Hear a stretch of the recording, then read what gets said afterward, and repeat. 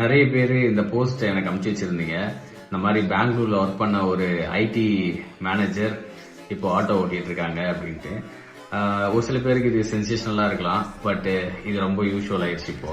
ஏன்னா மக்கள் ரிஸ்க் எடுக்க தைரியமா வெளியே வராங்க. நாட் ஓன்லி ஆட்டோ மட்டும் இல்ல, அவங்களுக்கு பிடிச்சது ஏதாவது பண்ணி மேல வந்துடலாம், ஆனா இந்த மேட்ரிக்ஸை உடச்சே ஆகணும் அப்படின்ட்டு முடிவெடுக்கிறாங்க. அந்த மாதிரி முடிவெடுத்த எல்லாருக்கும் என் மனமார்ந்த வாழ்த்துக்கள். அப்புறம் ஒரு சில பேருக்கு இந்த அறிவுரைலாம் ரொம்ப கோபம் வரும். ஏன் நான் ஐடி கம்பெனியில் வேலை செய்கிறேன், நல்லா சாதிக்க முடியாதா அப்படின்ட்டு. அவங்களுக்குலாம் ஒரே ஒரு விஷயம் சொல்லிக்கிறேன், வாழ்க்கையில் நம்ம போகிற வேகத்தை விட போகிற திசை ரொம்ப முக்கியமானது.